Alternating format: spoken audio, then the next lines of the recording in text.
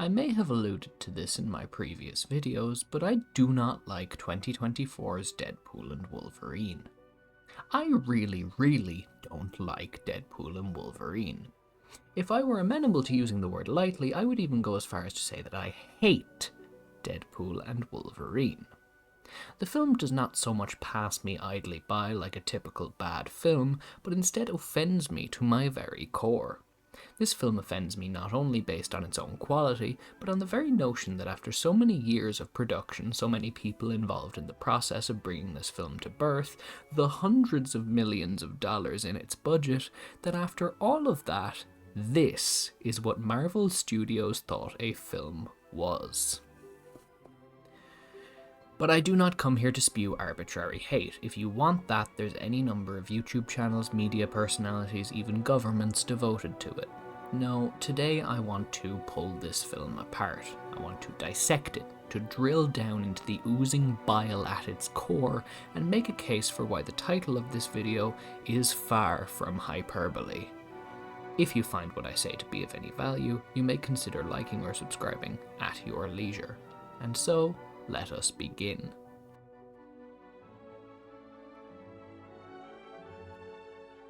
Deadpool and Wolverine has a sole intention for its viewer, one that is impossible for even the most ardent of fanatics to deny.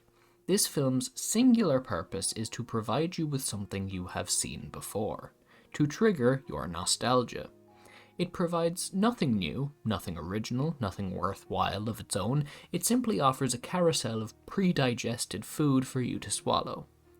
In similar productions like Spider-Man No Way Home, or even to a lesser extent Doctor Strange in the Multiverse of Madness, this tendency is tempered by the clear understanding that at the end of the day, one is trying to make a film, and so a story must be told. Deadpool and Wolverine does not allow itself to be hampered by this, providing only the loosest and most mindless of framing devices through which to present its cameos.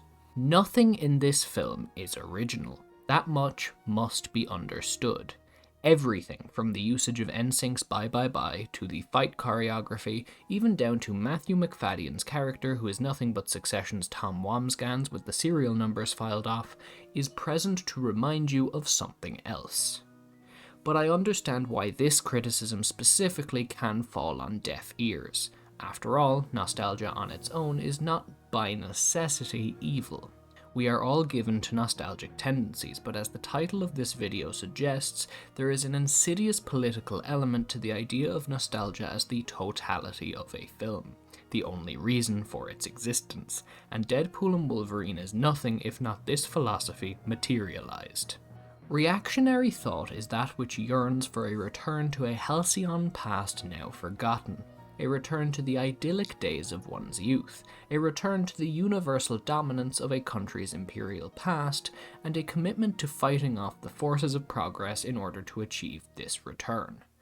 This framework of thought is the foundation of the fascist ideology. The demand to return to a perceived better past is the root of the fascist worldview.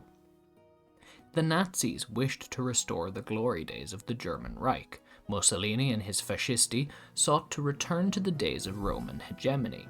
Even today, when we see dictators and would-be autocrats pop up around the world, the fundamental link between them is this idea to make their country great again.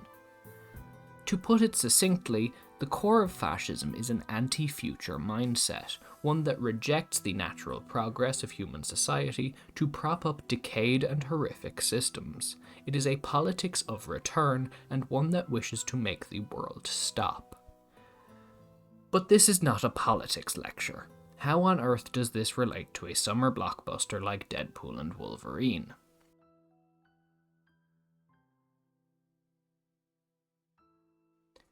Let's talk about the Void.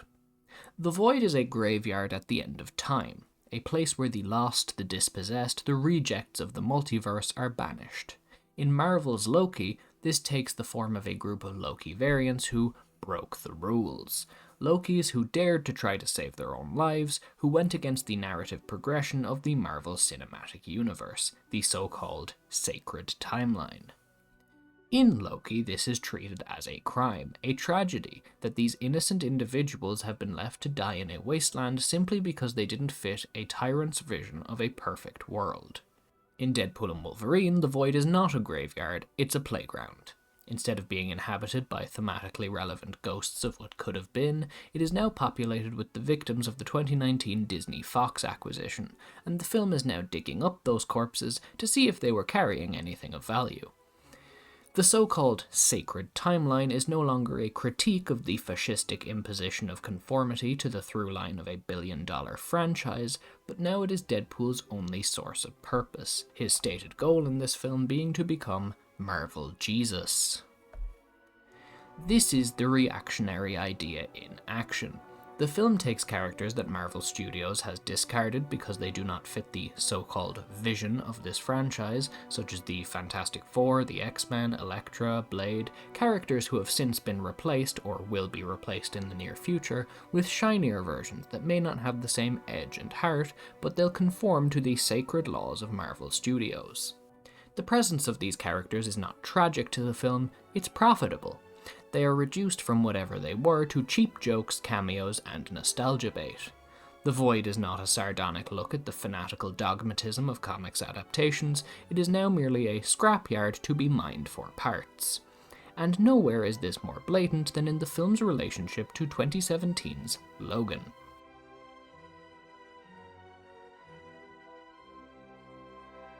Logan is a film about weariness. It's about endings. It's about something that is meant to live forever, like a profitable franchise, finally petering out and ending, not with a pitiful attempt to reclaim lost glory, but with the quiet courage to let go.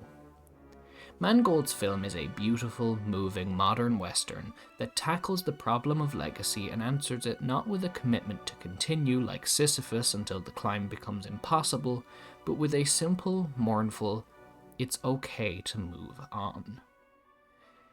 It is also one of, if not the top of, the absolute best comic book movies in recent history, taking a bold artistic stance on a massively profitable piece of intellectual property.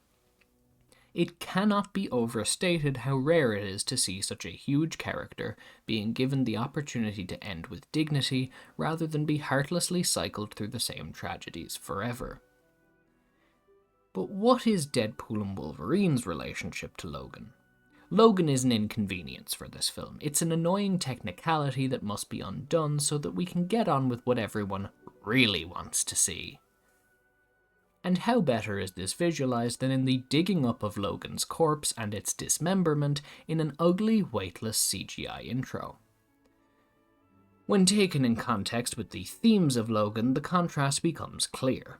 Where one film celebrates the quiet bravery of moving on, another digs up every inch of the past in a desperate attempt to save a sinking ship. The framing device of the film literally being the idea that this universe will cease to exist if a popular enough piece of IP is allowed to die, beginning Deadpool's quest to find a suitable Wolverine to replace his Logan.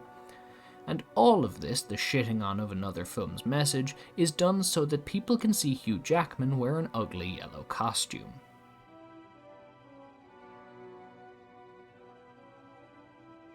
The film easily could have skipped over this. It didn't actually need an explanation for Wolverine being there. But in classic Marvel Studios fashion, it not only feels it owes its audience an explanation for every inane detail, but must do so by defiling the corpse of a beloved non-Marvel Studios film in the process. And that is an important detail to note.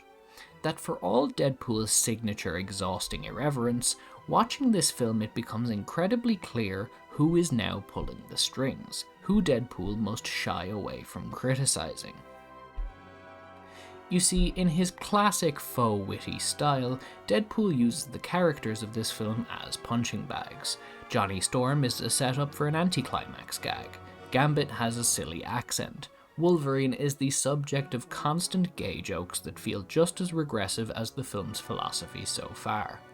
But because of this blanket disrespect, it quickly becomes obvious that Deadpool is not allowed to criticize, mock, or in any way demean the characters of the Marvel Cinematic Universe. When Deadpool talks about the Avengers, it's with an uncharacteristically sincere adoration. He genuinely wants nothing more than to find his place among them. When he is shown his place in the MCU's future by Tom Mr. Paradox, he does not take any shots at the lazy combining of characters, but instead earnestly wants to know why Thor cries over him. But short, where Deadpool 2 was willing to openly call Charles Xavier a pedophile for the sake of one of its gags, Deadpool 3 demands that all characters originally created by Marvel Studios must be treated as sacrosanct, and nothing may impugn their image. The closest Deadpool comes to breaking this rule is an offhand mention to Wolverine that he's joining the MCU at a low point, a generic statement that clearly just reflects popular consensus on the films rather than taking any real shots. This is not just evident from the script, but from the opening credits themselves, which in the previous films displayed amusing insults instead of the names of the film's creators, whereas this film opens with, "A Kevin Feige production." No jokes, no insults, no disrespect. Remember how The Void began as a critique of the fascistic imposition of conformity to a single, sacred continuity? Well, now we see that since Deadpool has joined this continuity, he is no longer allowed to disrespect his masters. You may joke about the rejects, the remnants of other companies' attempts to replicate the MCU's success, but you may never turn that same irreverence upon your leaders. You must show your adoration for them and can never even consider disobeying them. You may criticize the regime's enemies, never the regime.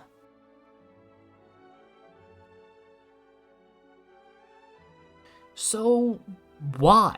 Why does Deadpool have to be so adoring of his new owners? Is it a form of humiliation ritual for the conquered enemy? Is it a blanket restriction on all mockery of the Marvel overlords? The answer is because today the MCU is no longer selling stories. It's not even selling one unified franchise story. No, what the MCU sells now is loyalty. A banner to march under, a camp to belong to, a master to serve. For years now, since 2017's The Last Jedi, the internet and the world of so-called fandom has been engaged in what is often termed a culture war. This so-called war is nothing more than an online mob of reactionaries who respond to any hint of progressive ideas in their film with threats, abuse, and vitriol. They feel entitled to their favourite franchise, not merely entitled to continue being a fan, but entitled to it continuing in its current state, never changing and never daring to go beyond their personal perceptions. In a situation like this, the astute capitalist sees an opportunity, as he always has. The reactionaries are here, you need only feed them.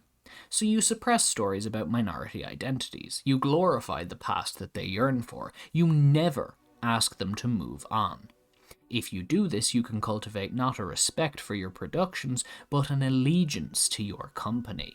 You give in to the fetishization of the past, even a past that you had no part in, one that you helped to destroy, and you use it, understanding that if you can make loyal fans, they will continue to give you their money to watch your third released film this year, to pay a Disney Plus subscription just to watch your newest miniseries.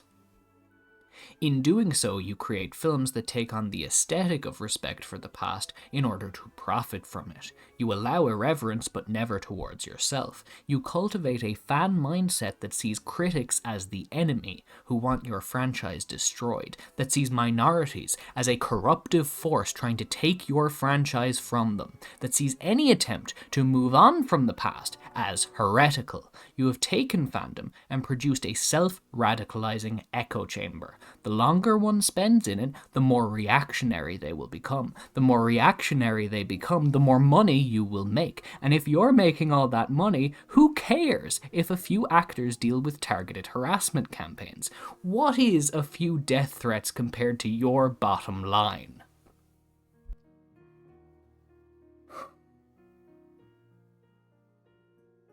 From this, there is a cost to be paid. But who pays it? Not the company, never them. The cost is paid by society writ large, not just by one person, nor indeed one specific area. The cost to art is clear. When the only goal is loyalty to a banner and veneration of the past, progress and innovation become treasonous. The films you make no longer stand as artistic endeavours, but as products on an assembly line, reshot and focus grouped until there is no hint of original vision left.